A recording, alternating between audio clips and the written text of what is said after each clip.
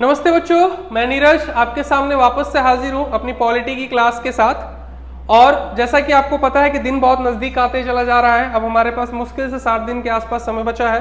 Competition काफी ज्यादा है क्योंकि इस वैकेंसी की जो लोग हैं 10 सालों से वेट कर रहे हैं। कुछ लोग ऐसे हैं जो लगातार 1 साल 1.5 साल से तैयारी किए हुए हैं। उनका झारखंड जीके, नेशनल लेवल का जीके हो या फिर मैथ, तो सारी चीजों में पकड़ काफी अच्छी हो चुकी है और वो अभी प्रैक्टिस सेट और बाकी रिवीजन पे ज्यादा फोकस कर रहे हैं। तो हमें उन लोगों को टक्कर देना है, ठीक है। और ये तभी पॉसिबल है जब वो जितना एफर्ट लगा रहे हैं उनसे डबल एफर्ट हम लगाएं। क्यों?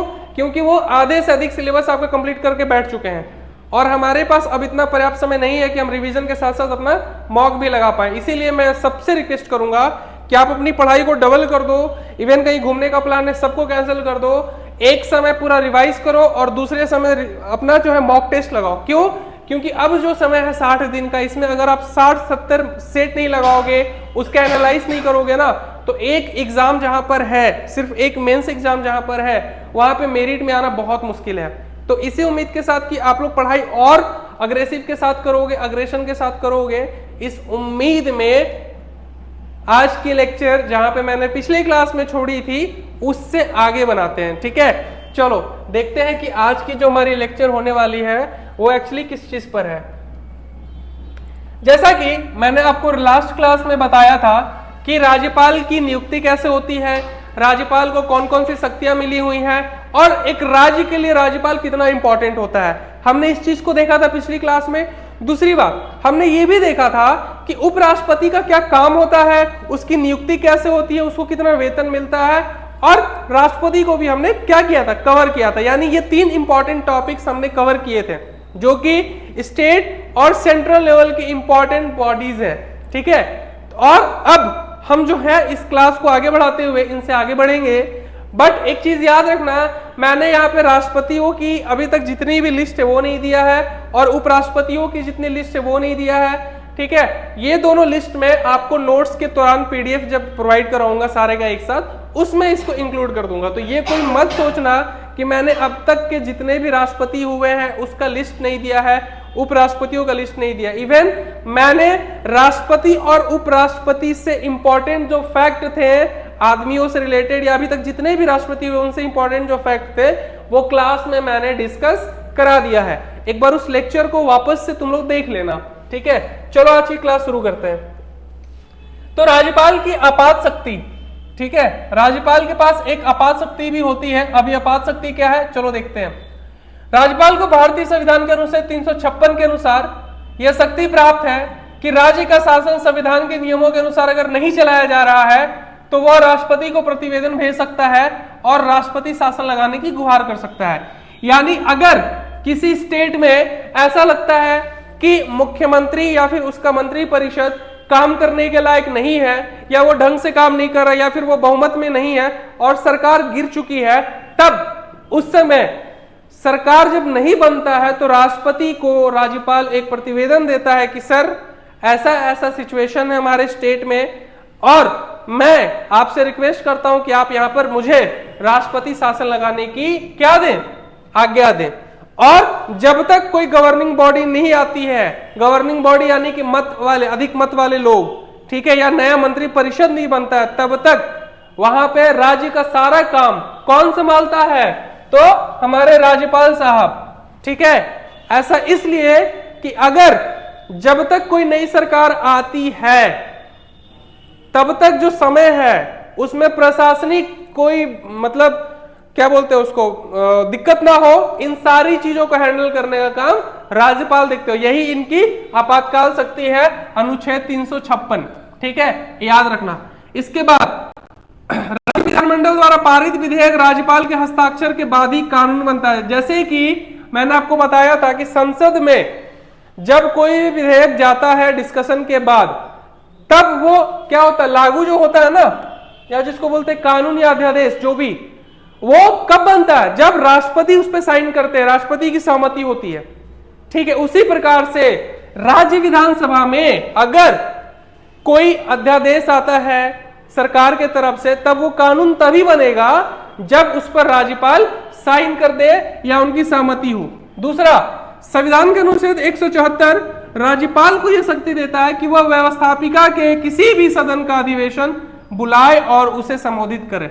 जिस प्रकार राष्ट्रपति को यह अधिकार है कि वो संसद में संयुक्त बैठक बुला सकता है कोई इंपॉर्टेंट डिसीजंस के लिए, जहां पर उसको लगता है कि राज्यसभा लोकसभा को मिलाकर के एक कमेटी मतलब एक बैठक करनी चाहिए ताकि डिसीजन सही हो पाए।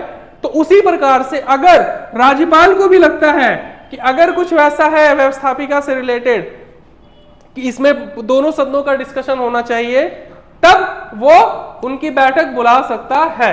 राज्य विधानसभा के विघटन करने की शक्ति, यानी अगर राज्यपाल को ये अनुभूति होती है मुख्यमंत्री के द्वारा कि अब उनका बहुमत नहीं है, सरकार उनकी गिर रही है, तो वहां पर वो विधानसभा को भंग भी करवा सकते हैं, जिस प्रकार से राष्ट्रपति संसद को, ठीक है, प्रधानमंत्री के कहने पे। उसके बाद संविधान के अनुच्छेद 175 के अनुसार राज्यपाल विधानमंडल का लंबित किसी भी विधेयक के संबंध में संदेश भेज सकता है। अगर कोई विधेयक बहुत लंबे समय तक लंबित है, उस पर अभी तक कोई डिसीजन नहीं हुआ है, तब उस समय में अनुच्छेद 175 के अनुसार राज्यपाल उस पर क्या करवा सकता है, डिस्कशन भी करवा सकता है और उसको क्लियर भी करवा सकता है। इसके लिए वो प्रॉपर संदेश भी भेजता है, ठीक है। चलो अब आ जाओ केंद्रीय मंत्रिपरिषद। अभी तक देखो हमने क्या पढ़ा, प्रेसिडेंट के बारे में पढ़ा, दूसरा हमने वाइस प्रेसिडेंट के बारे में पढ़ा, उसके बाद हमने राज्यपाल यानी गवर्नर के बारे में पढ़ा। ये तीनों संवैधानिक बॉडीज हैं जिनका काम लगभग एक जैसा है, ठीक है। अब हम लोग पढ़ेंगे वापस से मंत्रिपरिषद, यानी कि भारत के प्रधानमंत्री के बारे में, यानी इनका पद कैसा होता है, इनका काम कैसा होता है और ये कैसे काम करते हैं, ठीक है। और प्रधानमंत्री जो काम सेंट्रल गवर्नमेंट में करते हैं, वही ये मुख्यमंत्री जो होता है वो स्टेट गवर्नमेंट के लिए करता है, यानी लगभग दोनों सेम है, लेकिन इनकी शक्तियां अलग अलग जगह पर अलग अलग है। आइए देखते हैं कैसे, ठीक है। भारत में संसदीय शासन प्रणाली की व्यवस्था की गई है, जैसा कि आपको पता है, और यद्यपि संवैधानिक रूप से समस्त कार्यपालिका शक्ति राष्ट्रपति में निहित है। जैसा कि मैंने बताया कि भारत में जो है वो लोकसभा जो है जनता के द्वारा चुन करके आती है, ठीक है, या लोकसभा में जो लोग आते हैं वो जनता के द्वारा चुन करके आते हैं, जिसको एमपीज बोलते हैं। लेकिन उनकी जो संवैधानिक बॉडीज है जिसको लिए मतलब जिसके अकॉर्डिंग वो काम करते हैं या जिसके कहने पे वो काम करते हैं, वो कौन है? वास्तविकता में तो वो अलग है, लेकिन कोई भी काम राष्ट्रपति से शुरू होकर राष्ट्रपति में ही खत्म होता है। कैसे? संसद का जो है नया अगर कोई मंत्री आता है, नया अगर कोई सरकार बनाने की बात आती है, तब संसद या जो बहुमत दल वाले जो नेता होते हैं वो उनके पास जाते हैं कि सर हमें बहुमत मिला हुआ है, हमें सरकार बनाने के लिए आप निमंत्रित कीजिए। तब राष्ट्रपति उनको निमंत्रण देता है और सरकार बनती है। यानी संसद की शुरुआत किससे हुई? राष्ट्रपति से, और संसद का एंड भी किससे होता है? राष्ट्रपति से। याद रखना, ठीक है।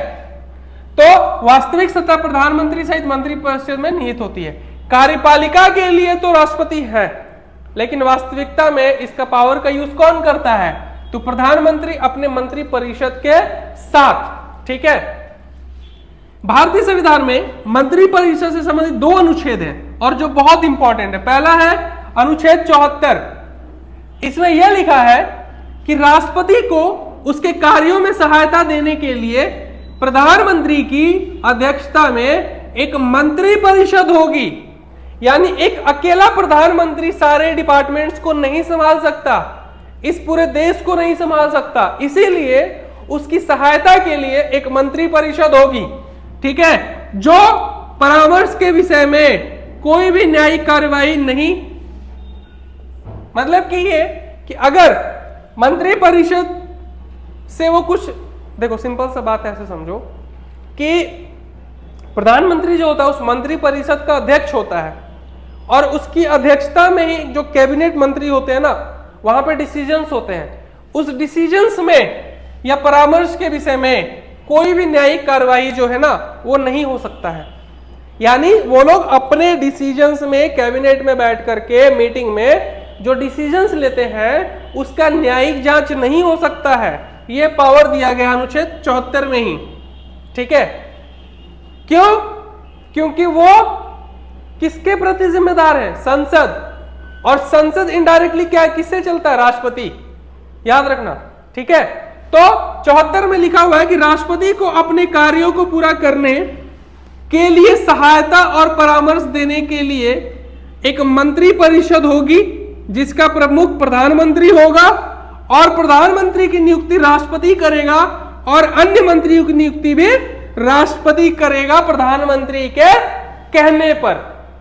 यानी कि जब कोई मंत्री या जब कोई बहुमत दल का नेता, नेता मतलब अध्यक्ष, उनका प्रतिनिधि जब जाता है तो उसके पास एक लिस्ट होता है कि इसको कैबिनेट मिनिस्ट्री बनाना है, और प्रधानमंत्री के बाद राष्ट्रपति उनको भी शपथ दिलाता है। उसी प्रकार से जब ऐसा अनुभव होता है प्रधानमंत्री को कि जो मंत्री का काम उस व्यक्ति को दिया गया है वो सही तरीके से नहीं कर पा रहा है, तो उसको हटाने के लिए भी जो है स्वीकृति किससे मिलता है? प्रधानमंत्री के कहने पर राष्ट्रपति उसको क्या करता है? पद से हटा भी सकता है, ठीक है। यानी यहां पर दोनों इंपॉर्टेंट है, याद रखना। यानी सिंपल सी बात में अगर बात बोले तो राष्ट्रपति के प्रसाद पर्यंत मंत्री अपने पद धारण करेंगे, यानी राष्ट्रपति जब उनको हटाएगा तो उनको हटना पड़ेगा, ठीक है। दूसरा, मंत्री परिषद लोकसभा के प्रति सामूहिक रूप से उत्तरदायी होंगे, यानी जो मंत्री परिषद होगा ना वो लोकसभा के प्रति जिम्मेदार होगा। क्यों? क्योंकि वहां पर जो लोग आते हैं वो लोगों के द्वारा चुन करके आते हैं, इसीलिए उनकी जो जिम्मेदारी है वो कहां के लिए है? लोगों के लिए, यानी लोकसभा के लिए है। दूसरा, किसी मंत्री के अपने पद ग्रहण करने से पहले राष्ट्रपति उस पद की तथा गोपनीयता की शपथ कराएगा, यानी उनकी शपथ भी होती है, और इनकी शपथ के साथ साथ इनके कार्यों के लिए इनको वेतन भी मिलता है, ठीक है। अलग अलग मंत्रियों का अलग अलग जो वेतन होता है उनके कार्यों पर निर्भर होता है। इवन राष्ट्रपति को भी वेतन मिलता है, जैसा कि हमने पढ़ा था, ठीक है। तो अब आ जाओ, ये तो रहा कि टोटल प्रधानमंत्री की नियुक्ति कैसे होती है, प्रधानमंत्री के साथ कौन कौन से लोग काम करते हैं, ठीक है।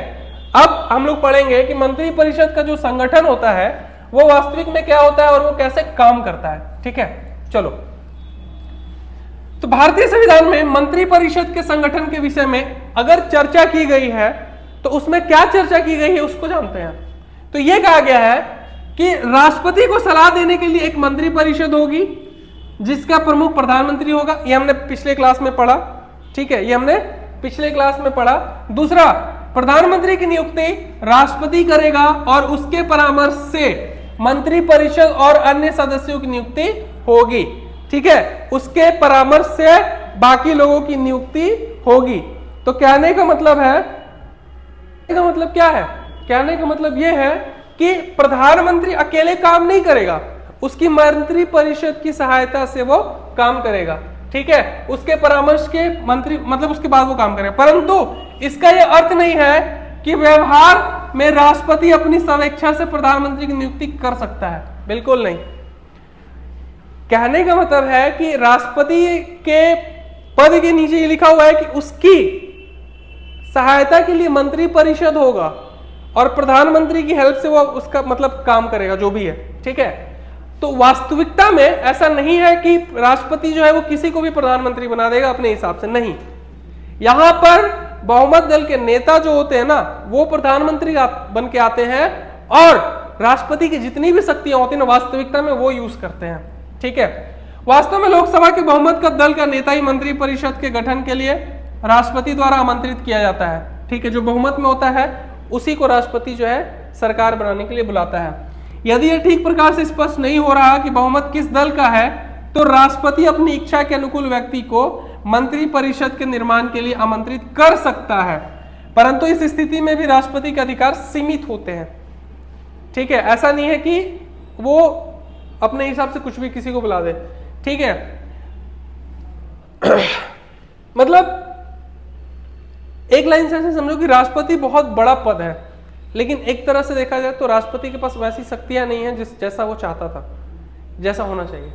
वास्तविकता में प्रधानमंत्री सबसे शक्तिशाली होते हैं, क्यों? क्योंकि इनके हिसाब से ही जो है भारत सरकार जो है काम करती है, या सेंट्रल गवर्नमेंट काम करती है, मोटा मोटी पे हम लोग ये बोल सकते हैं। ठीक है, ठीक है।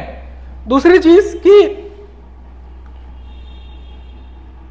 अगर आप देखोगे तो यहां पे एक बहुत इंपॉर्टेंट लाइन लिखी हुई है, और वो लाइन क्या है, मैं इस लाइन को एक बार पढ़ के दिखाना चाहता हूं। ठीक है, थोड़ा ध्यान देना कि राष्ट्रपति अपनी इच्छा के अनुकूल व्यक्ति को मंत्री परिषद के निर्माण के लिए आमंत्रित कर सकता है, परंतु इस स्थिति में भी राष्ट्रपति के अधिकार सीमित होते हैं। मान के चलो एक ऐसा सिचुएशन है जहां पे जो सरकार है, मतलब विपक्षी पार्टी या फिर वो नहीं, लोकसभा में जो टोटल सीट है उसमें इक्वल है, आधा आधा, दो पार्टियां हैं। अब दोनों में से लड़ाई हो रहा है कि मैं सरकार बनाऊंगा, मैं सरकार बनाऊंगा। ठीक है, ऐसा होता नहीं है, बट समझना ऐसा हुआ है, इतिहास में एक बार ऐसा हुआ है। ठीक है, लेकिन पॉलिटिक्स में कुछ चीजें हमेशा के लिए फिक्स नहीं होती हैं, ये चीज याद रखना। ठीक है, तो उस कंडीशन में दोनों अपने हद पर क्या है, प्रधानमंत्री के लिए वो है। उस सिचुएशन में राष्ट्रपति के पास ये हक होता है, अधिकार होता है कि वो किसको बुलाता है सरकार बनाने के लिए। ठीक है, वही लाइन है यहां पे कि उस सिचुएशन में भी राष्ट्रपति के पास सीमित अधिकार होते हैं। ठीक है, लेकिन यहां पे तो अगर एक व्यक्ति भी अगर पार्टी बदला तो सरकार दूसरे की बन जाएगी। ठीक है, इसीलिए कहा गया है। तो राष्ट्रपति बहुमत दल के नेता को मंत्री परिषद बनाने के लिए आमंत्रित करता है और उसके बाद भावी प्रधानमंत्री अपने साथियों का चुनाव करता है, यानी जो होने वाला प्रधानमंत्री है। ठीक है, और प्रधानमंत्री अपने साथियों का चुनाव करने में पूर्णतः स्वतंत्र होता है, वह किसी भी व्यक्ति को मंत्री पद के लिए चुन सकता है। तो ये ऐसे व्यक्ति को भी चुन सकता है जो लोकसभा से लड़ा नहीं है, लेकिन 6 महीने के बाद उसको कहीं ना कहीं से लड़के आना ही पड़ता है, चाहे वो राज्यसभा में रहे चाहे वो लोकसभा में रहे, अदरवाइज वो मंत्री परिषद से बाहर निकल जाएगा। ठीक है, ऐसा भी हुआ है, ऐसा नहीं है कि नहीं हुआ है। अब आ जाओ मंत्री पद के लिए योग्यता। अब क्या क्या योग्यताएं होती है मंत्री पद के लिए। ठीक है, तो पहला, मंत्री पद के लिए कोई शैक्षणिक योग्यता अनिवार्य नहीं है, यानी कोई अनपढ़ गवार भी आके बैठ सकता है। ठीक है, इसके लिए कोई शैक्षणिक योग्यता नहीं है। भारत के किसी भी नागरिक को मंत्री नियुक्त किया जा सकता है। साधारणतः यह देखा जाता है कि संसद के सदस्यों में से ही मंत्री नियुक्त किए जा सकते हैं, परंतु इनके लिए यह आवश्यक हो जाता है कि वह 6 मास के अंदर संसद के सदस्य अवश्य बन जाए। मैंने अभी क्या कहा कि मंत्री ये किसी को भी बना सकते हैं, कोई जरूरी नहीं है कि वो इलेक्शन ही लड़ा हो, लेकिन जब वो मंत्री बन जाएगा, अगर वो मंत्री बन गया तो उसको 6 महीने के अंदर या तो राज्यसभा से या तो लोकसभा में सदस्यता लेनी पड़ती है, अन्यथा उसकी जो वो गद्दी है या उसका जो वो पद है परित्याग करना पड़ता है, उसको छोड़ना पड़ता है। और इस व्यवस्था का उद्देश्य यह है कि लोकप्रिय व्यक्ति ही मंत्री बन सके, जिससे कि शासन का संचालन सुचारू रूप से हो सके। और ऐसा इसलिए किया गया क्योंकि आप ये समझो कि जो इतने सारे लोग हैं जो इलेक्शन लड़के जा रहे हैं 5 साल के लिए, वो कहीं ना कहीं जनता के प्रतिनिधि है।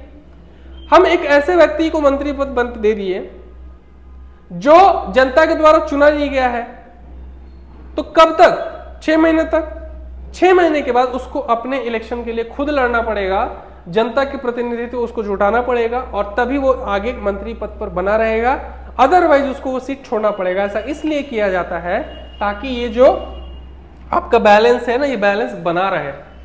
इस बैलेंस को बनाए रखने के लिए इस चीज को किया गया है। ठीक है, और कुछ नहीं। तो मंत्रियों के जो है वो अलग अलग प्रकार होते हैं। पहले यहाँ पर एक चीज सिंपल से याद रखना, योग्यता में अगर एक लाइन में हम बात करें तो मंत्री पद का योग्यता जो है ना, कुछ भी नहीं है शैक्षणिक योग्यता। ठीक है, आप इलेक्शन लड़े हो तब भी बनोगे, आप इलेक्शन नहीं लड़े हो तब भी बनोगे। अगर आप इलेक्शन नहीं लड़े हो तो 6 महीना तक ही रहोगे, और 6 महीने के बाद आपको सदस्यता लेनी पड़ेगी संसद की। ठीक है, अब आ जाओ, बस इससे ज्यादा याद मत रखना। मंत्रियों के जो अलग अलग प्रकार है सेंट्रल गवर्नमेंट में, ठीक है, वो क्या है एक बार थोड़ा सा ध्यान से देखना। तो क्या क्या है भैया जी, जरा हम लोग भी देखते हैं। तो पहला, कैबिनेट मंत्री।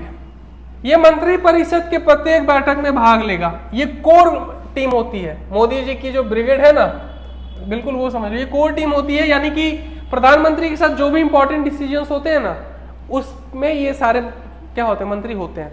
ठीक है, ये इनकी कोर टीम होती है जिनके पास इंपॉर्टेंट मंत्रालय होता है। ठीक है। दूसरा, राज्य मंत्री और दूसरा होता है उप मंत्री। स्टेट मिनिस्टर का मतलब है कि राज्यों वाला मंत्री नहीं, कैबिनेट मिनिस्टर के अंदर ये दोनों काम करते हैं, उनकी सहायता के तौर पे। ठीक है, मतलब मान के चलो कि अगर रेलवे मंत्री है कोई, रेलवे मंत्री भी कौन है? वैष्णव जी। ठीक है, तो रेलवे मिनिस्टर के अंदर में राज्य मंत्री भी होगा, राज्य मंत्री होगा जो इसकी सहायता करेगा कामों में। इसके लिमिट अधिकार होते हैं, सीमित अधिकार होते हैं। और इसके ठीक नीचे उप मंत्री होता है जिसको उप राज्य मंत्री भी बोलते हैं। ठीक है, इसके भी सीमित अधिकार होते हैं, तो ये इनके सहायता के लिए होते हैं। तो ये 3 प्रकार के कैबिनेट मिनिस्टर्स यहाँ पर पाए जाते हैं। अब आ जाओ मंत्री परिषद के कार्य और उनकी शक्तियां एक बार पढ़ते हैं, क्या है।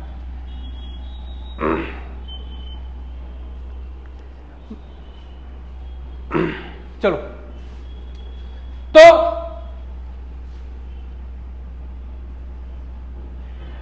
किसी भी देश में, किसी भी देश के, अपने देश की बात कर लेते हैं। अपने देश में कौन कौन सी नीति बनेगी, उसका संचालन कैसे होगा और वो नीतियां किस हद तक काम करेगी, इन सारी चीजों का अगर एक रूपरेखा देखा जाए, एक क्रियान्वयन देखा जाए कैसे होगा, तो ये सारा चीज कौन डिसाइड करता है? तो मंत्री परिषद। यानी राष्ट्रीय नीति का निर्धारण करना मंत्रिमंडल का सर्वाधिक महत्वपूर्ण कार्य है। उसके द्वारा आंतरिक प्रशासन और विदेशी क्षेत्रों से संबंधित विषयों के संदर्भ में भी नीतियों का निर्धारण किया जाता है। यानी अब यहाँ का जो विदेश मंत्री है, यहाँ के जो गृह मंत्री है, वो विदेश से लेकर के यहाँ इंडिया के जो आंतरिक मामले, इन सारी चीजों पर डिसीजन देते हैं। इसीलिए नीति निर्देशक का जो बात होता है, उसके लिए केंद्रीय मंत्री परिषद जो होता है या केंद्रीय मंत्री जो होते हैं, वो बहुत इंपॉर्टेंट पद होता है। ठीक है, क्यों? क्योंकि वो डायरेक्टली वहां से सारी चीजों को इंस्ट्रक्ट करते हैं और उसी के हिसाब से फिर इनके काम होते हैं। ठीक है, कार्यपालिका पर नियंत्रण, केंद्र सरकार की समस्त कार्यपालिका शक्ति का प्रयोग वास्तविक तौर पर मंत्रिमंडल द्वारा ही किया जाता है। ऐसा नहीं है कि मोदी जी ही सिर्फ सभी पावरों का यूज करते, नहीं। जिस मंत्री को अलग अलग डिपार्टमेंट्स दिए गए हैं, उसके अंदर जितने भी काम है, उस पर सारा अधिकार डिसीजंस लेने का उस मंत्री का होता है। मंत्रिमंडल में विभिन्न विभागों के अध्यक्ष होते हैं, जिनके द्वारा अपने विभागों के कार्य का संचालन किया जाता है। और ये जो अध्यक्ष होते हैं ना, ये IAS लेवल के अधिकारी होते हैं। ठीक है, जिसको सेक्रेटरी भी बोलते हैं। व्यवहारिक रूप में राष्ट्रपति के अधिकारों का प्रयोग मंत्रिमंडल द्वारा किया जाता है और अंततः शांति या युद्ध या विदेशी नीतियों से संबंधित जितने भी प्रश्न होते हैं ना, उनका निर्णय इन्हीं के द्वारा किया जाता है, यानी इन मंत्रियों के द्वारा ही किया जाता है। दूसरा, नियुक्ति संबंधी कार्य जो है, राष्ट्रपति द्वारा विभिन्न पदाधिकारियों की नियुक्ति भी की जाती है।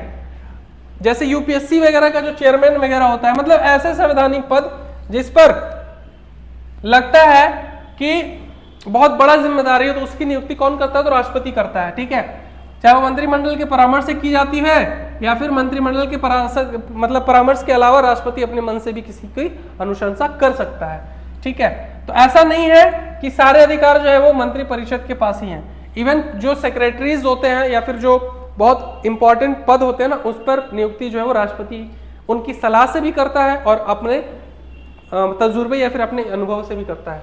ठीक है, अब जो है इंपॉर्टेंट वो है प्रधानमंत्री। This is the main topic. अभी हमने पढ़ा केंद्रीय कैबिनेट, ठीक है, कैसे काम करती है। प्रधानमंत्री की जो सहायता करने वाले लोग थे उनके बारे में। ठीक है बच्चों, देखो सिंपल सी बात है। कल मैं एक चीज सोच रहा था और वो चीज ये था कि जॉब जो है ना सभी करते हैं, लेकिन हर जॉब एक जैसा हो ये जरूरी नहीं है। अगर आपको झारखंड में 4600 ग्रेड पे का जॉब मिल रहा है ना, तो I think it is the better option. बहुत अच्छी ऑप्शन है 2025 सीट में एक सीट अपने आप को लेना, और इससे बड़ा मोटिवेशन कुछ नहीं हो सकता कि आपको एक सीट चाहिए मेरे हिसाब से। ठीक है, तो अभी से पढ़ाई को इतनी धार के साथ कंप्लीट करो ना कि मन में कोई रिग्रेट ना हो जब आप एग्जाम देकर आओ। बस इतना ही बोलूंगा मैं। ठीक है, चलो आ जाओ। प्रधानमंत्री जी, प्रधानमंत्री जी कौन है अभी? मोदी। कौन है? मोदी जी। ठीक है, मोदी जी। प्रधानमंत्री की शक्ति और कार्य, चलो देखते हैं भैया। ये टॉपिक है, ये हेडिंग देना मैं भूल गया था, इसको याद रखना। तो संविधान के अनुच्छेद 74 का उपबंध है कि राष्ट्रपति को उसके कार्यों के करने में सहायता और सलाह हेतु एक मंत्री परिषद होगी, जिसका प्रधान जो होता है वो प्रधानमंत्री होगा। राष्ट्रपति को उसकी सलाह अनुसार ही कार्य करना है और अनुच्छेद 75 के अंतर्गत प्रधानमंत्री की नियुक्ति राष्ट्रपति करता है और अन्य मंत्रियों की नियुक्ति वह प्रधानमंत्री की सलाह से करता है। ये हमने कहानी पढ़ लिया है, वापस से कहानी रिपीट कर रहा हूं मैं। प्रधानमंत्री की नियुक्ति एक मात्र शर्त यह है कि उसे लोकसभा सदस्यों के बहुमत का समर्थन होना चाहिए, यानी कोई भी प्रधानमंत्री नहीं बनेगा, उसको समर्थन लेना पड़ेगा। दूसरा, किसी पार्टी अथवा संयुक्त रूप से किसी गठबंधन को लोकसभा में बहुमत प्राप्त हो तो इसमें कठिनाई नहीं होती है, यानी अगर बहुमत दल का नेता ही प्रधानमंत्री बना है तो फिर क्या दिक्कत होगी, सारे डिसीजन उसके हिसाब से होते हैं। क्यों? क्योंकि उस पार्टी के लोग उसको नेता चुनते हैं, ठीक है, इसीलिए। दूसरा चीज, संसदीय परंपरा अनुसार राष्ट्रपति को बहुमत वाले दल अथवा गठबंधन के नेता को ही प्रधानमंत्री पद आमंत्रित करना पड़ता है, ठीक है। आप ये गठबंधन कहां से आ गया भैया?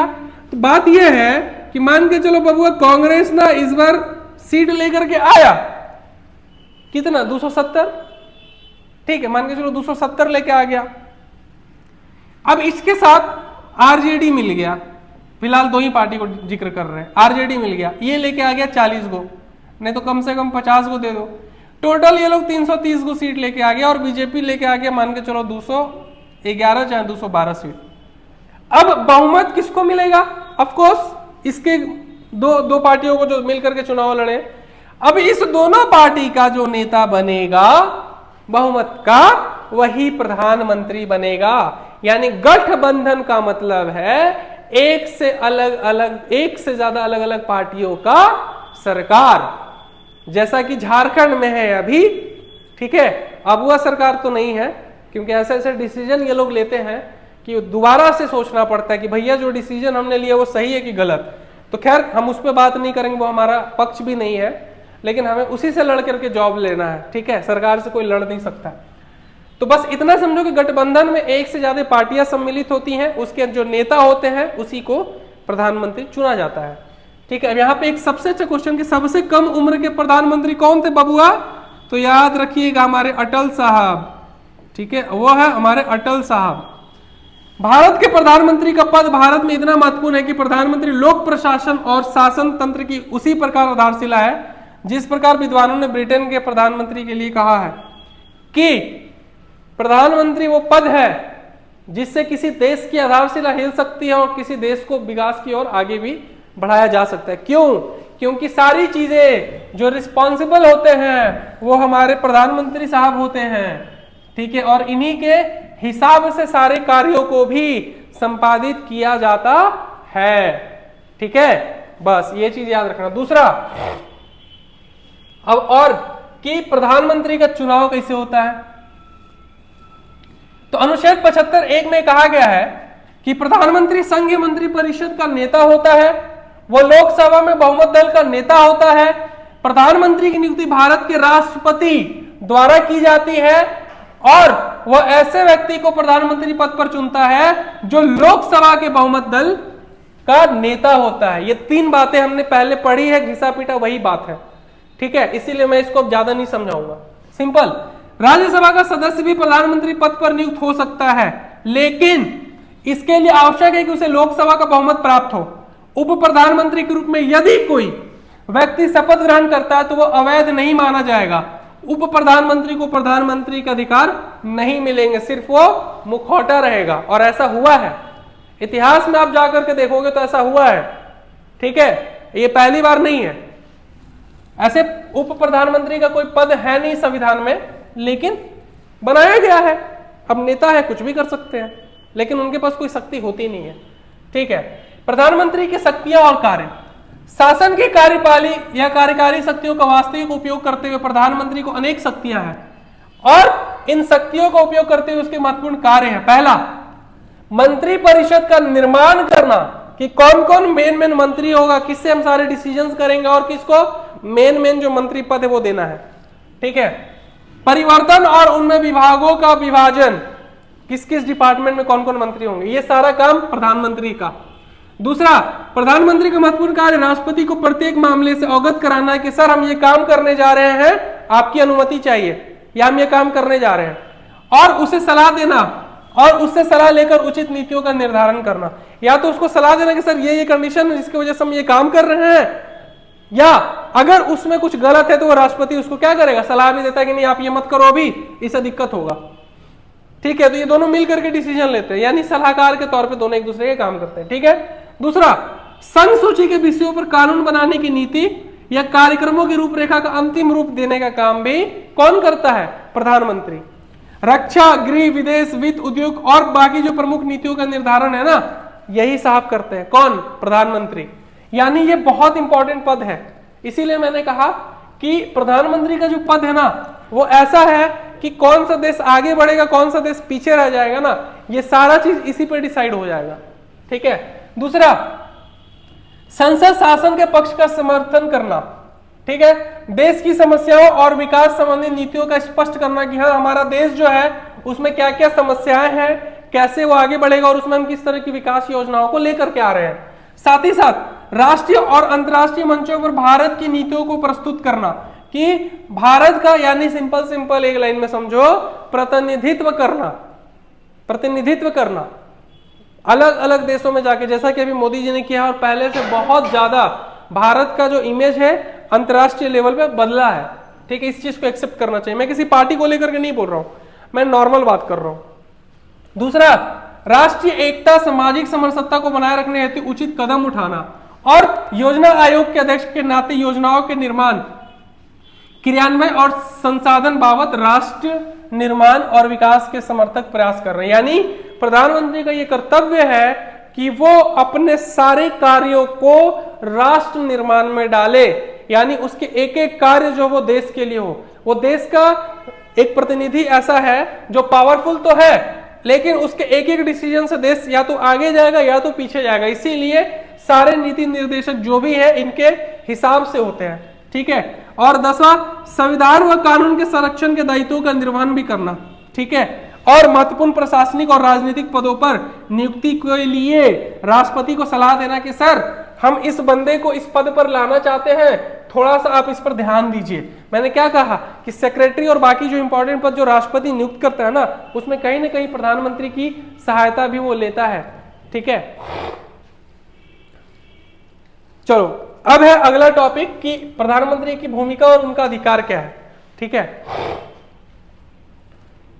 तो पहला, विदेशों में राष्ट्र का प्रतिनिधित्व, यानी भारत का प्रधानमंत्री अपने देश का प्रतिनिधित्व जो है वो अलग अलग देशों में करता है। ठीक है, जा जाकर या तो उस देश की मदद करता है या तो उस देश से अपने भारत का जो संबंध है वो अच्छा करता है, ताकि विदेशी नीति जो है वो काफी अच्छी हो सके हमारे अलग अलग देशों के साथ। ठीक है। दूसरा, प्रधानमंत्री विदेशी राजनीतिज्ञों से मैत्रीपूर्ण संबंध बनाने और उन संबंधों को बढ़ाने का प्रयास में रहता है और वह अंतर्राष्ट्रीय समस्याओं के समाधान के लिए विदेशों में जाता है। यानी हमारा अगर किसी देश के साथ मतलब समस्या है, उस चीज को सॉर्ट आउट करने का काम भी इसी का है। दूसरा, वह देश की राजनीतिक, आर्थिक और सामाजिक विकास के लिए बात करता है और देश की नीतियों के निर्धारण करने का काम भी वो सदैव अपने देश को आगे बढ़ाने का काम भी वो उसी के हिसाब से करता है। यानी देश को अग्रसर बढ़ाने का काम, अगर किसी देश के साथ हमारा मतभेद है उसको सुलझाने का काम, यानी हमारे देश का प्रतिनिधित्व अलग देशों में भी अच्छा हो। ठीक है, चाहे वो सैनिक समरसत्ता हो या अपने देश के लिए कुछ इंपॉर्टेंट चीज का ये कॉन्ट्रैक्ट हो या फिर यहां से जाकर के कुछ वेपन ला रहा हो, ये सारी चीजों का भी क्या काम है प्रधानमंत्री का। ठीक है, ताकि हम अपने देश को अलग अलग पक्षों पर भी मजबूत कर सके। ठीक है। दूसरा, लोकतांत्रिक शासन का प्रमुख, यानी भारत के लोकतांत्रिक शासन का प्रमुख होने के नाते इसका महत्वपूर्ण कार्य कि वो जनसाधारण की समस्याओं को हटाए। यानी प्रधानमंत्री का ये काम है कि देश में जितने भी जनसाधारण के कार्य बचे हुए हैं उस कार्यों को कंप्लीटली क्या करवाना, कंप्लीट करवाना। ठीक है।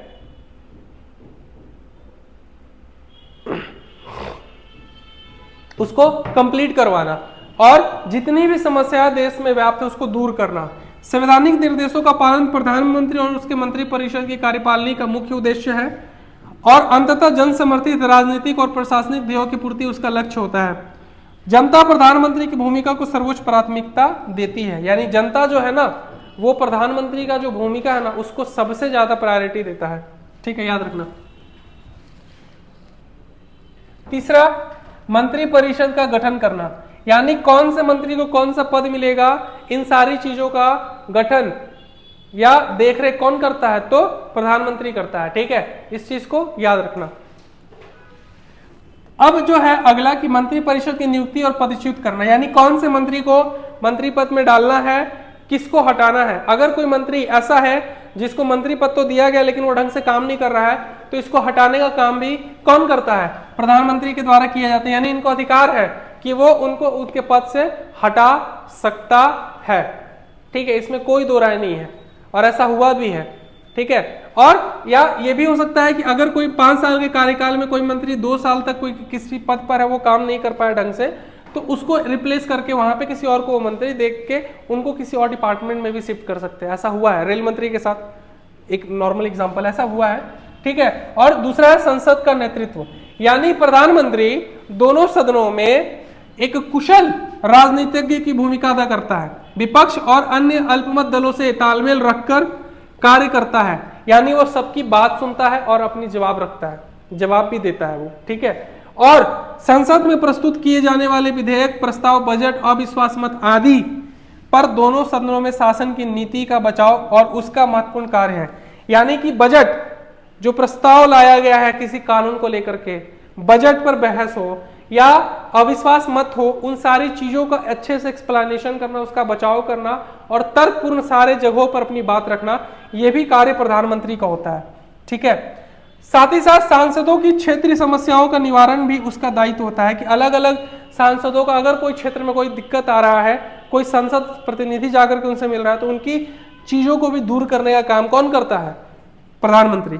लोकसभा की कार्यसूची और व्यवस्था स्थापित करने में प्रधानमंत्री का प्रमुख योगदान होता है और अंततः संसद के सकारात्मक नेतृत्व में प्रधानमंत्री का भूमिका बहुत इंपॉर्टेंट है। यानी कुल मिला के अगर देखा जाए, कुल मिला के अगर हम लोग देखें तो हम लोग ये देखते हैं कि प्रधानमंत्री वो पद है जहां पर हर एक जगह उसको जवाब देना पड़ता है, चाहे वो विदेश का मामला हो, चाहे वो देश का मामला हो, चाहे वो संसद हो या अपनी सरकार का बचाव करना हो या अपनी सरकार की अच्छी नीतियों का बात करना हो। एक एक जगह पर वो एक लीडर की तरह काम करता है और अपनी बात को मजबूती के साथ रखता है, चाहे वो जनता को समझाना हो या उस नीति को एक्सप्लेन करना हो या संसद के पटल पर अपनी कोई बात रखनी हो।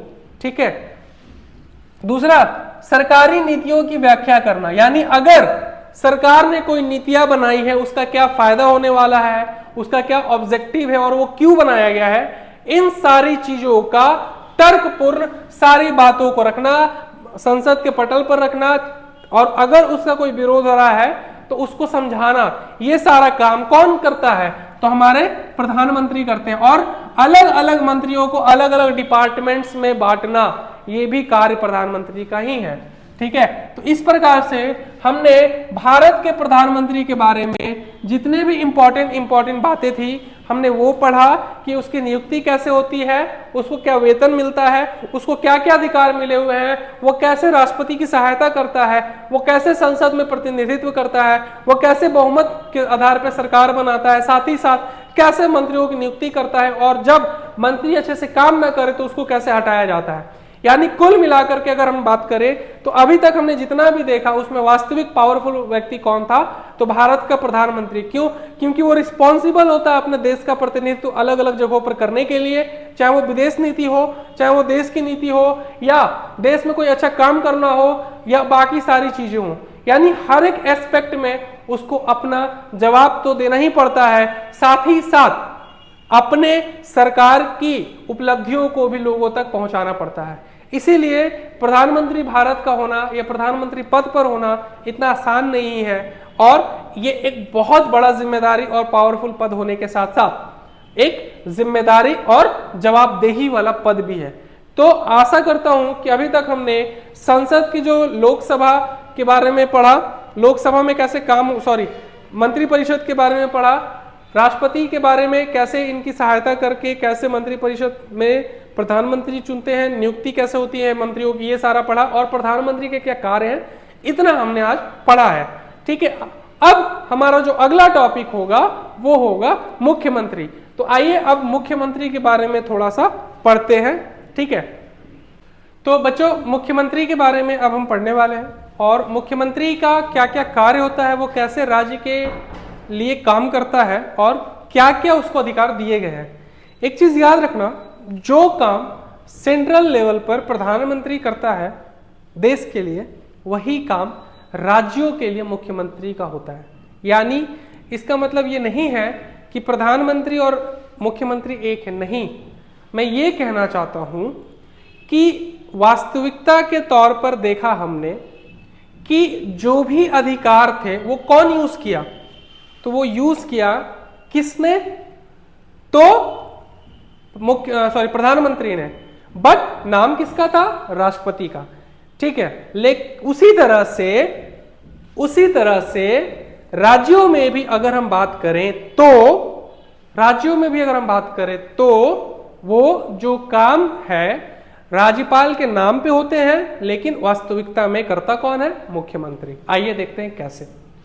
तो बेसिकली मुख्यमंत्री जो है, संविधान के अनुसार मुख्यमंत्री की नियुक्ति अनुच्छेद 164 राज्यपाल करता है, परंतु व्यवहार में राज्यपाल की वह शक्ति अत्यधिक सीमित है। बिल्कुल राष्ट्रपति वाला स्टेटमेंट है ये, ठीक है, बस मिलाना ताकि तुम लोग को मुख्यमंत्री और प्रधानमंत्री दोनों एक साथ कंप्लीट हो जाए, डाउट ना हो।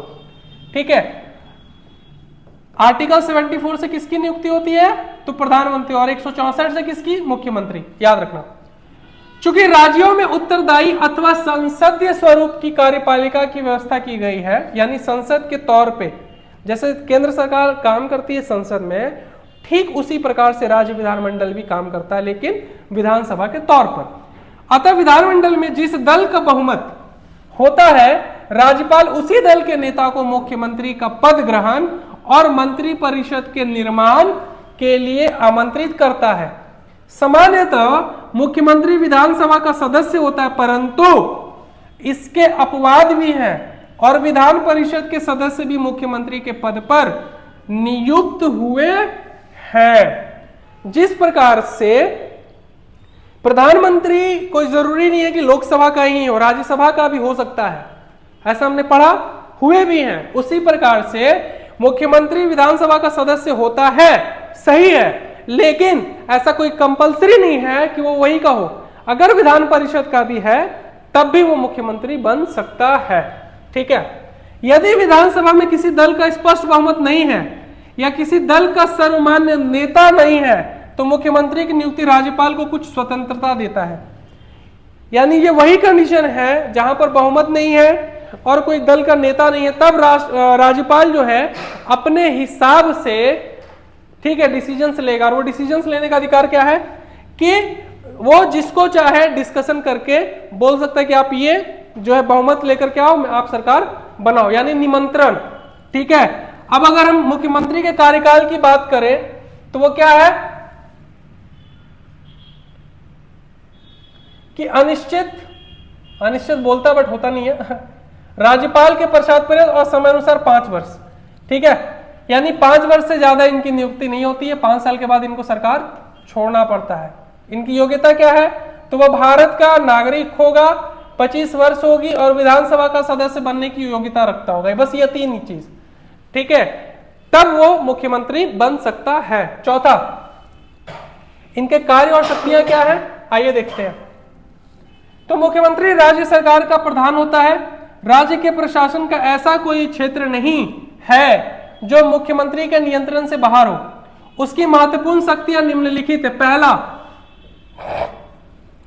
मुख्यमंत्री राज्य में मंत्री परिषद का निर्माण करता है या निर्णायक होता है।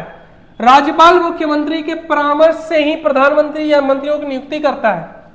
ठीक है, राज्यपाल मुख्यमंत्री के परामर्श या मंत्री उनकी मदद से ही क्या करता है, नियुक्ति करता है। दूसरा, मंत्री राज्यपाल के प्रसाद परिषद अपने पद पर रहते हैं, अनुच्छेद 164, यानी जब तक मुख्यमंत्री चाहेगा तब तक कोई मंत्री पद पर रहेगा, बिल्कुल प्रधानमंत्री की तरह। ठीक है, तीसरा, मुख्यमंत्री मंत्रियों को विभाग का बंटवारा करता है और वह इच्छा अनुसार उनके विभागों को परिवर्तित भी करता है। ऐसा नहीं है कि कोई मंत्री अगर बन गया तो वो 5 साल तक कंटिन्यू रहेगा, नहीं, अगर वो काम ढंग से नहीं करेंगे तो उसमें भी वो क्या कर सकता है, अपनी इच्छा अनुसार चेंजेस कर सकता है, ठीक है, समय समय पर, माफ करना। दूसरा, मुख्यमंत्री मंत्री परिषद की अध्यक्षता करता है और मंत्री परिषद की बैठक के मुख्यमंत्री ही बुलाता है। यानी अगर मंत्री परिषद के साथ उसको कोई बैठक करना है तो उसका बैठक भी वही बुलाएगा और वही उसका काम भी करेगा।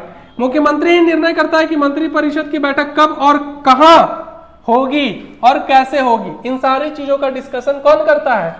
तो मुख्यमंत्री साहब, याद रखना। दूसरा, कि राज्य के विकास नीतियों का निर्माण मुख्यमंत्री करता है और वही विकास व निवेश संबंधित समितियों की अध्यक्षता भी करता है, ठीक है, याद रखना, दोनों चीज कौन करता है? तो मुख्यमंत्री। तीसरा, मुख्यमंत्री राज्यपाल और मंत्री परिषद के बीच की कड़ी का कार्य करता है। अनुच्छेद 167 के अनुसार मुख्यमंत्री का यह कर्तव्य है कि राज्य के प्रशासन और विधायन संबंधी जानकारी राज्यपाल को दे।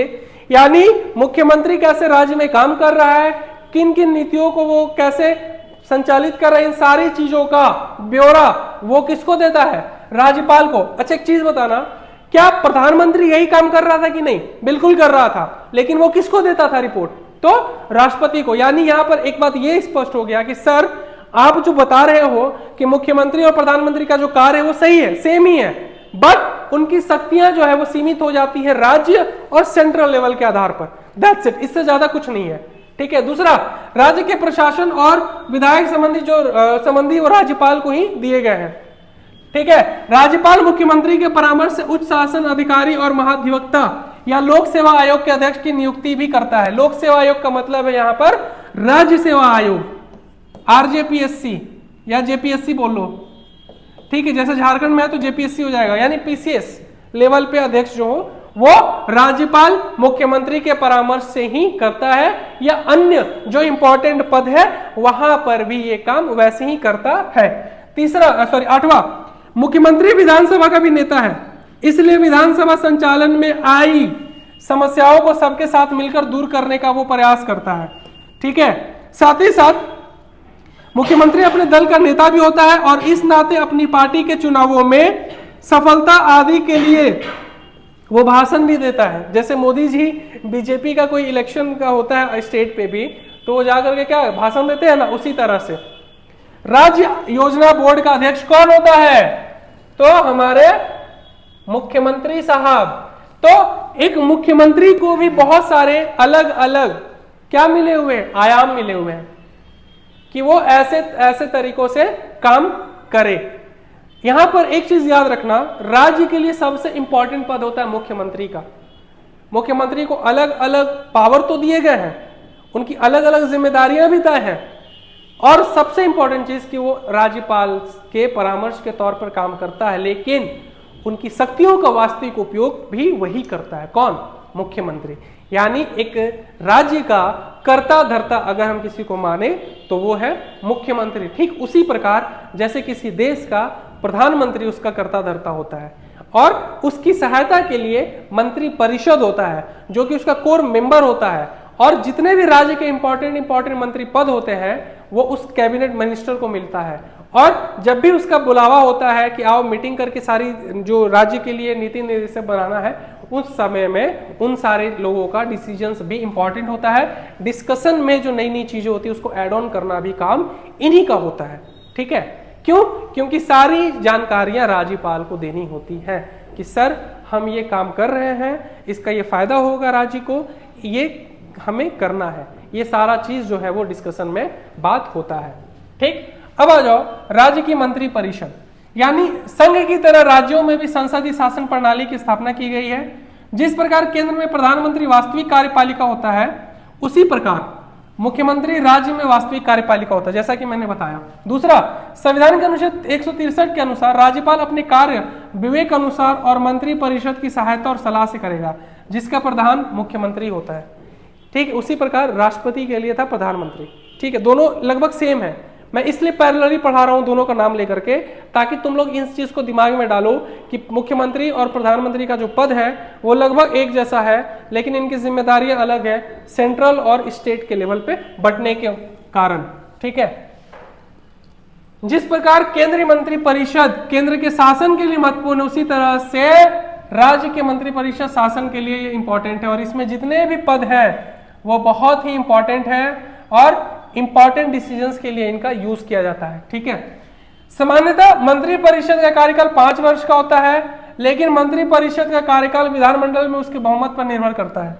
ठीक है, अगर बहुमत खत्म हो गया तो वो 5 साल से पहले भी खत्म हो सकता है। इसके अतिरिक्त राज्य में अनुच्छेद 356 के तहत राष्ट्रपति शासन के लागू होने पर मंत्री परिषद भंग हो जाती है। अगर कोई ऐसा सिचुएशन आ गया कि बीच में ही सरकार को हटाना पड़ा तो ये चीज भी क्या होता है, बंद हो सकता है। ठीक है, याद रखना। इसीलिए कहा गया है कि 5 साल तक तो है, लेकिन कई बार ये 5 साल तक टिकता कहाँ है।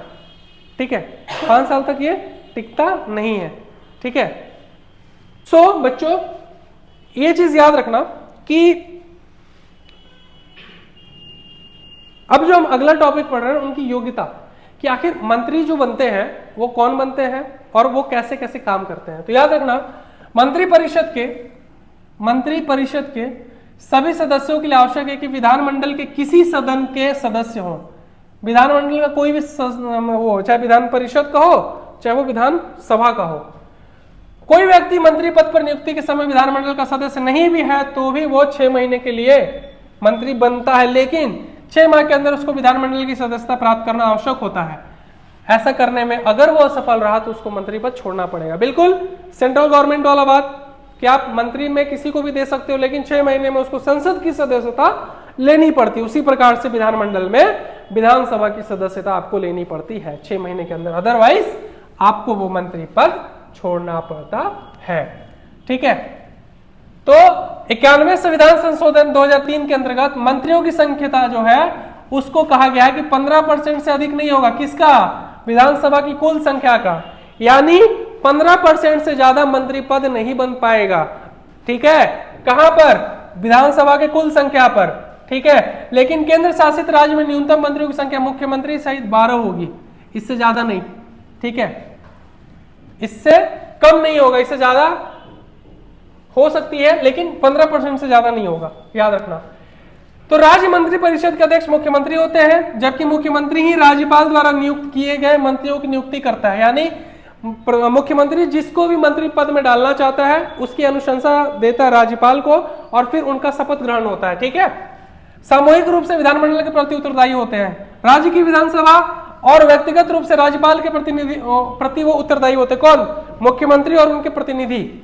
मंत्री सार्वजनिक रूप से कर्तव्यों के प्रदर्शन और कृत्यों या आचरण के लिए जवाबदेही होते हैं। यानी वो कौन मंत्री कैसा काम कर रहा है, कैसा काम नहीं कर रहा है, इन सारी चीजों के प्रति भी वो जवाबदेही होते हैं। किसी भी व्यक्ति को मंत्री नियुक्त किया जा सकता है बशर्ते कि वो क्या हो, वहां पर 6 महीने के अंदर सदस्यता वापस ले ले। ठीक है, राज्यपाल और उसकी मंत्री परिषद के बीच में संबंध क्या है, आइए देखते हैं। राष्ट्रपति और उनके मंत्रियों के बीच संबंध, हालांकि इसे उजागर करना महत्वपूर्ण है कि राष्ट्रपति को संवैधानिक रूप से अपने विवेक से किसी भी कार्य को करने का अधिकार नहीं है, जबकि एक ही समय में यह राज्यपाल को अपने पर कुछ कार्यों का प्रयोग करने के लिए अधिकृत करता है। यानी अगर आप पूछते हो कि राज्य और उनके मंत्री परिषद के बीच में क्या संबंध है, तो वो चीज मैं बता रहा हूं, याद रखना कि जिस प्रकार से राष्ट्रपति प्रधानमंत्री की सहायता से बाकी मंत्रियों का काम का लेखा जोखा रखता है, उसी प्रकार से राज्यपाल जो है वो राज्य के मंत्रियों का लेखा जोखा रखता है। ठीक है, ये चीज याद रखना।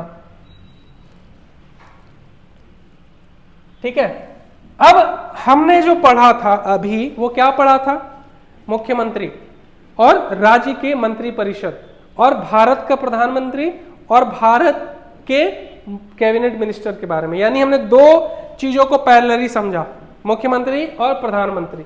सिंपल सी बात में समझे तो ठीक है। अब वापस से हम पढ़ेंगे संसद और उसके बाद हम लोग पढ़ेंगे विधानसभा। ठीक है, देखो बच्चों एक चीज यहां पे याद रखना कि अभी जो क्लासेस चल रही है हमारी, उसमें हम राज्य और सेंट्रल गवर्नमेंट को एक साथ लेकर के चल रहे हैं। ठीक है, जिससे हमारा स्टेट भी कवर हो रहा है, सेंट्रल भी कवर हो रहा है। ठीक है, ताकि आपको समझने में और इजी हो। ठीक है, तो आइए संसद की संरचना यानी संसद के बारे में हम यहाँ पर जानते हैं कि आखिर में संसद काम कैसे करती है। तो भारत के संसद में 3 भाग होते हैं। पहला भारत का राष्ट्रपति, दूसरा उच्च सदन या राज्यों की परिषद या राज्यसभा। ठीक है, और तीसरा है निचला सदन जिसको लोकसभा कहते हैं। ठीक है, यानी बेसिकली संसद के 3 भाग हैं संरचना के आधार पर, याद रखना। अब हम लोग उसमें से पढ़ेंगे, पहला है कि संसद के भाग के रूप में राष्ट्रपति का काम क्या है। तो भारतीय संविधान में अमेरिका के बजाय ब्रिटिश पैटर्न का पालन किया गया है। ब्रिटिश संसद में हाउस ऑफ लॉर्ड्स यानी उच्च सदन, हाउस ऑफ कॉमन यानी निचला सदन शामिल होता है, और क्राउन राजा या रानी भारत के राष्ट्रपति अंग्रेजी क्राउन की तरह सदस्य नहीं है संसद के किसी भी सदन की, हालांकि वह संसद का एक अभिन्न अंग है और उसको रिप्रेजेंट करता है। सिंपल सी बात है कि जो प्रेसिडेंट है ना वो प्रतिनिधि होते हैं संसद के, यानी वो उनके पार्टी है। क्यों? क्योंकि संसद का शुरू होना और संसद का भंग होना उन्हीं पर निर्भर है। यानी एक सरकार का शुरू और एक सरकार का अंत उनके कहने और विघटन से ही होता है, याद रखना, ठीक है।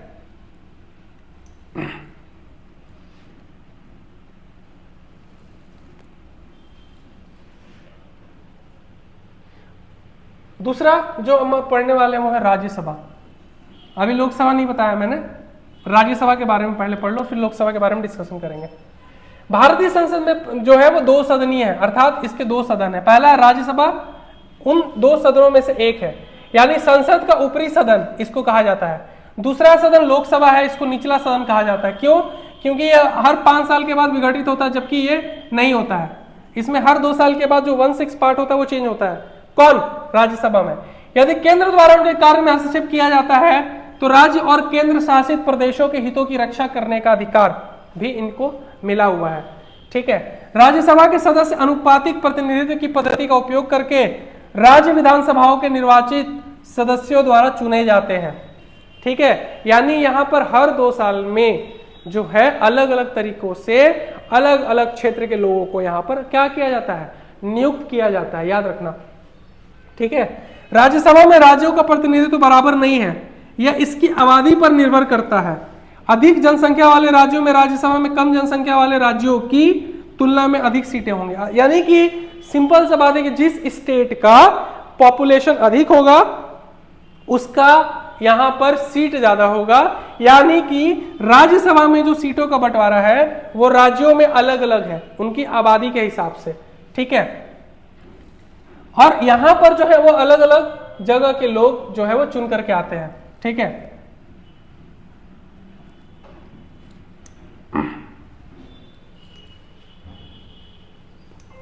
ये तो मैंने आपको बता दिया कि राज्यसभा में राज्यों का जो प्रतिनिधित्व है वो जनसंख्या के ऊपर निर्भर करता है और ये एकल संग्रहणी मत पर आधारित होता है, यानी बिल्कुल इसका एक अलग प्रोपोगेंडा होता है इसको बनाने का, ठीक है, पॉपुलेशन बेस्ड होता है इसलिए। अब है राज्यसभा में केंद्र शासित प्रदेशों का प्रतिनिधित्व आखिर कितना होता है। तो केंद्र शासित प्रदेशों से संबंधित राज्य या सभा के सदस्य अप्रत्यक्ष रूप से एक निर्वाचक मंडल के सदस्यों द्वारा चुने जाते हैं, जिसका गठन इस उद्देश्य के लिए किया जाता है कि उनका भी प्रतिनिधित्व हो सके। यानी कि ऐसे यूनियन टेरिटरीज जहां पर लोग हैं वहां के पॉपुलेशन के हिसाब से भी यहां पर सीटें रखी गई हैं, लेकिन ये हर यूनियन टेरिटरी को नहीं मिला हुआ, सिर्फ दिल्ली, पुडुचेरी और जम्मू कश्मीर को दिया गया है अभी करंट में, ठीक है। अंडमान वगैरह को इसमें सम्मिलित नहीं किया गया है। दूसरा चीज याद रखना कि राज्यसभा का जो पदेन सभापति होता है वो कौन होता है? उपराष्ट्रपति।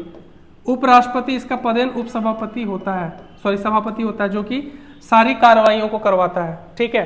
दूसरा चीज कि राज्यसभा को भी कुछ कुछ अलग अलग नियमों पर कानून बनाने का अधिकार है, लेकिन सारी जो डिस्कशंस होती है वो किस तरह से होती है वो सारी चीजों को भी हम यहाँ पर पढ़ेंगे, ठीक है। आ जाओ, राज्यसभा में मनोनीत सदस्यों का प्रतिनिधित्व। आखिर जो लोग आते हैं अलग अलग कल्चरल बाकी सारी चीजों से, उनको कैसे मनोनीत किया जाता है, उनका कितना सीट है और वो कैसे चुन करके आते हैं, वो सारी चीजों को यहाँ पे पढ़ेंगे। तो करीब 12 लोगों को राष्ट्रपति द्वारा राज्यसभा में नामित किया जाता है, जिसमें कला, साहित्य, विज्ञान, सामाजिक सेवा आदि आते हैं, ठीक है। यह चीज याद रखना कि कला, सामाजिक विज्ञान, सामाजिक सेवा आदि इसमें आते हैं। राज्यसभा एक अस्थायी निकाय है और इसे निरंतर कक्ष भी कहा जाता है, यानी ये कभी डिसॉल्व नहीं होता है। लोकसभा के विपरीत जो आमतौर पर 5 साल तक चलती है और नए चुन करके आते हैं, उसी प्रकार राज्यसभा का कोई विशिष्ट कार्यकाल नहीं होता और यह चलती रहती है, इसलिए यह कभी भंग नहीं होता, ठीक है। यह हर 2 साल पर क्या होता है, कुछ कुछ लोगों को हटाते रहता है। प्रत्येक दूसरे वर्ष इसके 1/3 सदस्य सेवानिवृत्त होते हैं।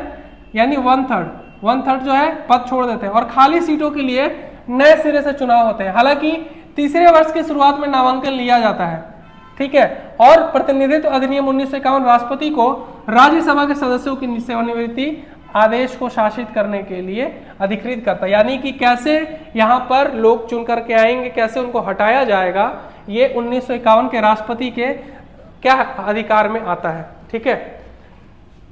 इसमें एक चीज और याद रखना कि मैंने जो 4 अलग अलग क्षेत्र बताया ना, ये वाला याद रखना कि जो अलग अलग 4 क्षेत्र मैंने बताए, कौन कौन से बताए? एक है कला, साहित्य, विज्ञान, सामाजिक सेवा। इसमें टोटल 12 लोगों को कौन चुनता है? तो राष्ट्रपति, प्रेसिडेंट साहब चुनते हैं, राष्ट्रपति साहब को ये चुनते हैं, ये 4 अलग अलग जगहों से, ठीक है। इसमें से एक बहुत इंपॉर्टेंट आर्टिकल है, आई थिंक 238, ये मैं कंफर्म नहीं हूँ, बट इसको एक बार देखना, अगर ये चीज़ नहीं है तो इसको हम लोग करेंगे अगली क्लास में।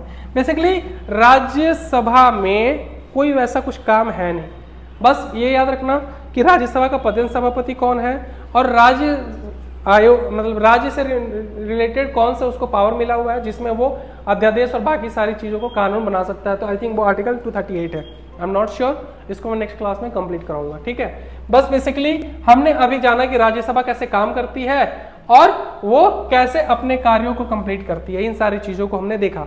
तो बेसिकली यहाँ पर 2 चीज़ याद रखना कि कौन कौन से वर्ग के लोगों को नामित किया जाता है राष्ट्रपति के द्वारा और कितने लोग होते हैं, सभापति कौन होता है और 2 वर्ष के बाद कितने लोगों को हटाया जाता है, अपर हाउस कौन है, किसको भंग नहीं किया जाता है। इससे ज़्यादा क्वेश्चन यहाँ पर नहीं पूछे जाते हैं, ठीक है। इस वजह से इस पर ज़्यादा ध्यान मत देना।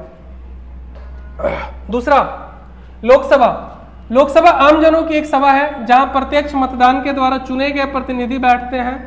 प्रत्येक प्रतिनिधि किसी खास भौगोलिक क्षेत्र से चुनकर आते हैं, जैसे निर्वाचन क्षेत्र कहा जाता है, और प्रत्येक निर्वाचन क्षेत्र राज्यों और केंद्र शासित प्रदेशों में जनसंख्या के आधार पर आवंटित किए जाते हैं। यानी लोकसभा जो है अलग अलग जगहों पर वहां की जनसंख्या के हिसाब से लोकसभा की सीटों का बंटवारा होता है और उनकी जनसंख्या के आधार पर सीटें जो होती हैं राज्य में कम बेसी हो सकती हैं और वहां से जो प्रतिनिधि चुन करके आते हैं, चाहे वो कहीं से आए, उनकी बहुमत वाली जो पार्टी होती है उसकी सरकार यहाँ पर बनती है, ठीक है। जीते हुए उम्मीदवार किसी खास निर्वाचन क्षेत्र का प्रतिनिधित्व करते हैं, यानी जो जीत करके आते हैं वो किसी खास लोकसभा सीटों का प्रतिनिधित्व करते हैं और संसद में बैठकर विधायी या कार्यपालिका प्रक्रिया में अपनी महत्वपूर्ण भूमिका निभाते हैं। और अभी वर्तमान में पार्लियामेंट में 543 सीटें हैं लोकसभा में, ठीक है। और इन्हीं सांसदों में किसी एक व्यक्ति को चुन करके लोकसभा अध्यक्ष बना दिया जाता है, जो कि लोकसभा व उसके प्रतिनिधि का मुखिया होता है और लोकसभा के कार्य संचालन में अपनी महत्वपूर्ण भूमिका निभाता है। अच्छा, एक बात बताओ, कोई भी नया सरकार जब आता है उसकी पहली बैठक जो होती है उसमें जो स्पीकर होता है लोकसभा का वो कौन होता है? ये क्वेश्चन का आंसर तुम लोग अगले क्लास में मेरे को बताना कि जब पहली बार कोई सरकार चुन करके आती है और वो बैठती है तो उस वक्त कौन होता है लोकसभा का स्पीकर। आम चुनाव के बाद बहुमत प्राप्त दल वाले राजनीतिक पार्टी के नेता को राष्ट्रपति द्वारा प्रधानमंत्री नियुक्त किया जाता है और फिर बाकी मंत्री परिषद का चुनाव किया जाता है और इस प्रकार से लोकसभा जो है अपना कार्य शुरू करती है। दूसरा, लोकसभा की संरचना में संबंधित प्रावधानों को जो अनुच्छेद 81 है, यानी 81 जो आर्टिकल है वो ये बताता है कि कैसे लोकसभा जो है वो काम करेगा और कैसे लोकसभा जो है अपने मतलब काम को पूरी तरह से कंप्लीट करेगा, ठीक है। दूसरा,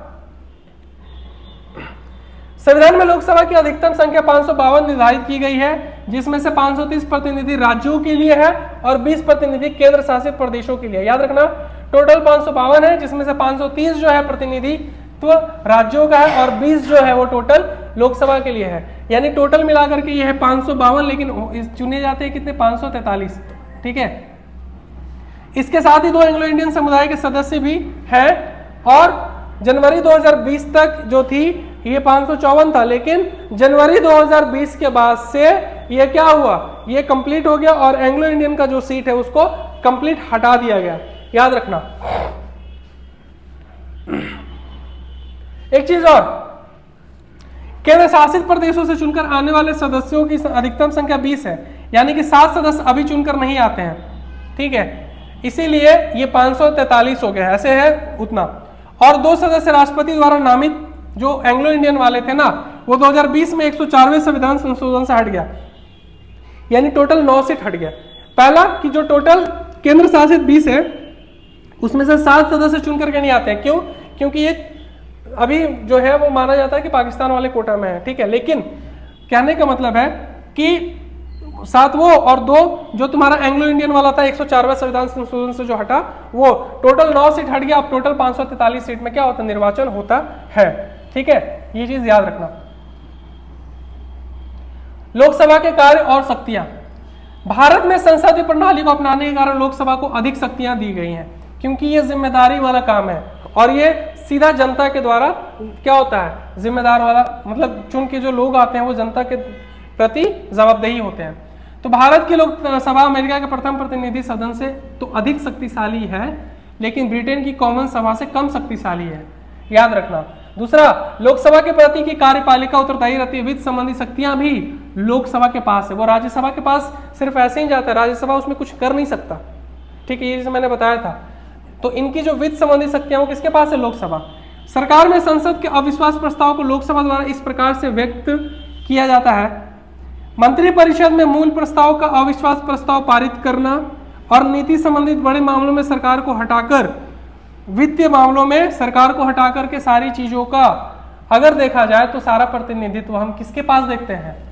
तो लोकसभा के पास देखते हैं। लोकसभा की अध्यक्ष की भी और भी बहुत सारी जिम्मेदारियां हैं। लोकसभा कैसे काम करता है, उसका अध्यक्ष कैसे काम करता है, इन सारी चीजों को हम नेक्स्ट क्लास में पढ़ेंगे और ये वेरी वेरी इंपॉर्टेंट होने वाला है, इसलिए थोड़ा इसको डीप में पढ़ेंगे, ठीक है। राज्यसभा का जो इंपॉर्टेंट चीज था वो मैंने बताया और उसको एंड किया है। उससे ज्यादा क्वेश्चन पूछे नहीं जाते हैं, बट लोकसभा से आपको क्वेश्चन देखने को मिलेंगे।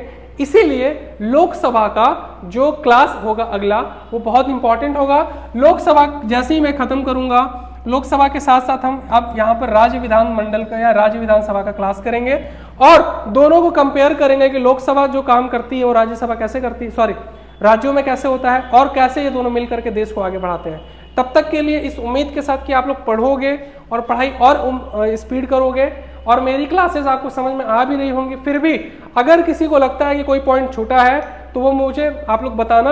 अगर उस पॉइंट को मैं पॉसिबल हुआ तो अगले क्लास में शामिल करने की कोशिश करूंगा, और नहीं तो एंड में जब इसका क्लासेस हम लेंगे तो उस समय इसको कंप्लीट करने की कोशिश करेंगे। तब तक के लिए मैं नीरज आपसे विराम लेता हूं और इस उम्मीद के साथ कि अगली क्लास में आप इन सारी चीज़ों को पढ़ करके याद रखोगे। मिलते हैं, तब तक के लिए धन्यवाद।